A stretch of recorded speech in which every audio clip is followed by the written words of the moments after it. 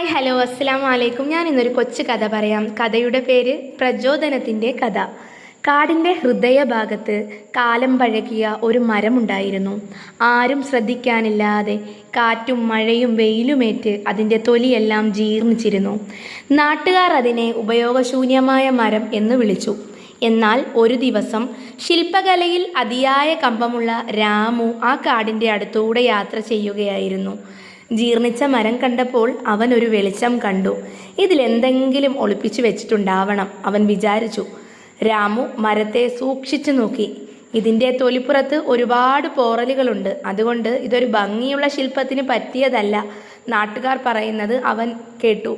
എന്നാൽ രാമുവിന് അതൊരു വെല്ലുവിളിയായിരുന്നു. അവൻ തൻ്റെ പണി ആരംഭിച്ചു. ആദ്യം മരത്തിൻ്റെ ഉണങ്ങിയ തൊലികൾ ചെത്തിമാറ്റി. പിന്നെ അതിൽ ഒളിപ്പിച്ചു വച്ചിരിക്കുന്ന രൂപം ശ്രദ്ധയിൽ വന്നു. അതൊരു മനോഹരമായ കുതിരയുടെ രൂപമായിരുന്നു. രാമുവിൻ്റെ കണ്ണുകൾ തിളങ്ങി. അവൻ കൂടുതൽ ശ്രദ്ധയോടെ കൊത്തിമിനുക്കാൻ തുടങ്ങി. ദിവസങ്ങൾ കഴിഞ്ഞുപോയി. രാമുവിൻ്റെ കഠിനാധ്വാനം ഫലം കണ്ടു. ജീർണിച്ച മരത്തിൽ നിന്ന് മനോഹരമായ ഒരു കുതിര ശില്പം രൂപം കൊണ്ടു. നാട്ടുകാർ അത്ഭുതത്തോടെ രാമുവിനെ നോക്കി. ഞങ്ങൾ ഈ മരത്തിനെ ഉപയോഗശൂന്യമെന്ന് കരുതിയിരിക്കുകയായിരുന്നു.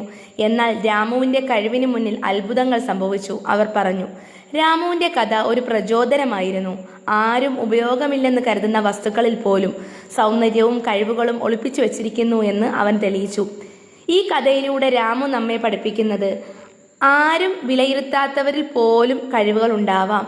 നമ്മുടെ ഭയം, അറിവില്ലായ്മ എന്നിവ മാറ്റിവെച്ച് ലക്ഷ്യത്തിലേക്ക് കുതിക്കുക.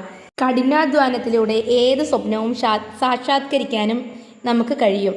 ഈ കഥ നിങ്ങൾക്കിഷ്ടമായെങ്കിൽ ലൈക്കും ഷെയറും സബ്സ്ക്രൈബും ചെയ്യുക. താങ്ക്